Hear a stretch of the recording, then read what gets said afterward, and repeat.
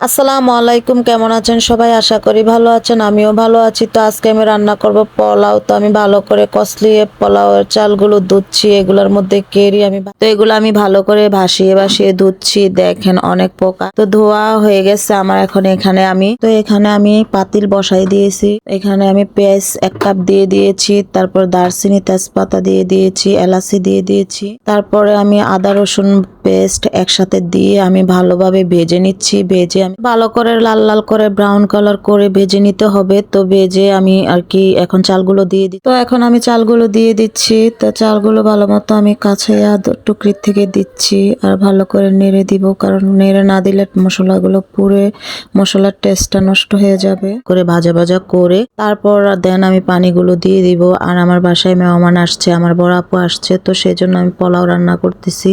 আর এদিকে আমি মাংস রান্না করব, তো সেজন্য এদিকে আবার আমি মাংস ভিজিয়ে রেখেছি আর পানিটা দিয়ে দিলাম। দেখেন এখন আমি ডেকে দিব। আর এদিকে আমি 7-8টা আলু নিয়েছি, আমি মাংসর সাথে দিব, কারণ বাচ্চারা একটু আলু দিলে ভাতটা খেতে পারে, শুধু শুধু মাংস খেতে চায় না। তো আলুটা দিলে একটু ঝোল ঝোল করে রান্না করলে বাচ্চারা খেতে পারে। তো এখানে আমি অনেকগুলো প্লেট রেখেছি আর কি ধোয়ার জন্য, তো ধুয়ে ফেলতেছি। আমার প্লেটগুলো ভালো মতো আমি মাজা শেষ, এখন আমি পানি দিয়ে ধুয়ে প্লেটগুলো রাত্রের ধোয়া হয় নাই। এখানে আমি পেঁয়াজ কেটে রেখেছিলাম ফ্রিজে, তো ফ্রিজ থেকে পেঁয়াজগুলো নামাই। আর মাংসটা আমার ভিজানো শেষ, আমি ভালো করে ধুয়ে পরিষ্কার করে এখানে রেখেছি। এখানে আমি মাংস পাতিলে নিয়ে নিয়েছি, মাখায়া রান্না বসাবো আর কি। তো আমি এক এক করে মাংস মশলাগুলো দিয়ে দিচ্ছি। হলুদ, মরিচ, জিরার গুঁড়া, ধনের গুঁড়ো, তারপর লবণ, সরিষার তেল, আদা রসুনের পেস্ট, এসবগুলো দিয়ে সব মশলা এখন আমার দেওয়া শেষ। এখন আমি ভালো করে মাখাজোকা করে নিব।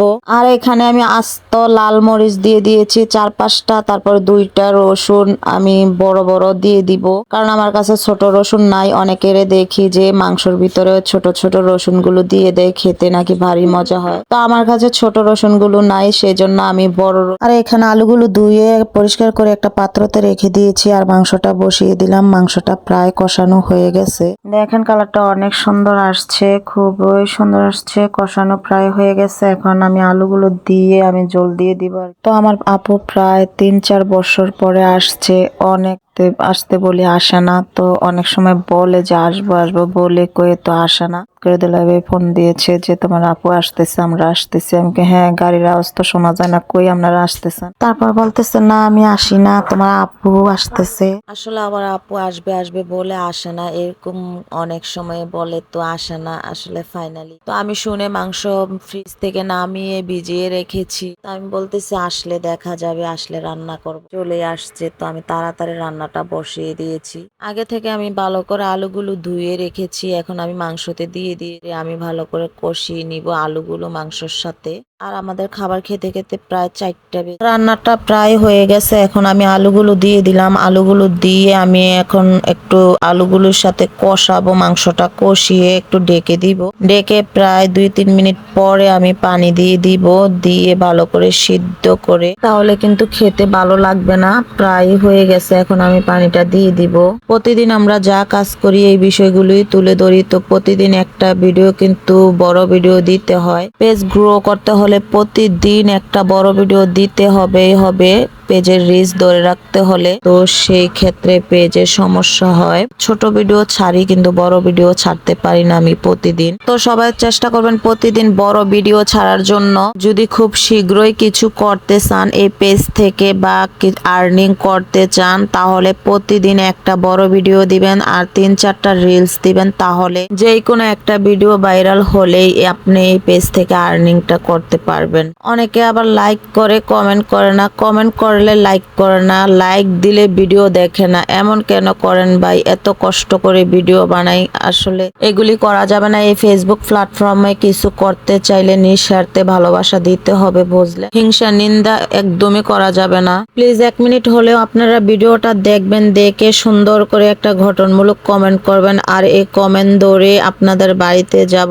আমার ভিডিওতে যারা যারা সুন্দর করে কমেন্ট করে, আমি কিন্তু প্রত্যেকটা পেজে যাই, প্রত্যেকজনের বাড়িতে যেয়ে ঘুরে আসি। তো আমার আপু আসার সময় আমার মেয়ের জন্য অনেকগুলি জামা নিয়ে আসছে, তো এগুলা বের করে দিয়েছে। আমরা এদিকে দেখতে অনেক সুন্দর জামাগুলো, ড্রেসগুলো অনেক সুন্দর আনছে, অনেক ভালো লাগছে জামাগুলো দেখে। আমার মেয়ে তো অনেক খুশি হয়েছে, একদম কাজে ভরা এই ড্রেসগুলো, আর খুবই সুন্দর মানাইছে আমার মেয়ের গায়ে। আর কোন ড্রেসটা বেশি সুন্দর অবশ্যই জানাবেন কমেন্ট করে, স্ক্রিনশট দিয়ে পাঠিয়ে দিবেন যে আপু এই ড্রেসটা বেশি সুন্দর। আর এদিকে আমার ছেলের জন্য জুতা আনছে, তো বাবু তো অনেক খুশি জুতাগুলো পা দিয়ে দেখ। আসলে মামা চাচা খালাদের কাছ থেকে যদি বাচ্চারা গিফট পায় ওরা তো খুশিতে আত্মহারা হয়ে যায়। এখনো কারা কারা আম কাঁঠাল খান নাই? এখানে আবার আমার আপু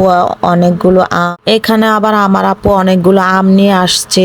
আম কাঁঠালের সিজনে আম কাঁঠাল ছাড়া এখানে আবার অনেকগুলো লটকন নিয়ে আসছে। এখনো যারা আম কাঁঠাল খান নাই জানাবেন কমেন্ট করে, পাঠিয়ে দিব। এ তো পোলাও মাংস খাবার হয়ে গেছে, সবাই মিলে একসাথে খাবো আমরা এখন। ভিডিওটা আজকে এ পর্যন্তই, ভালো থাকবেন সবাই।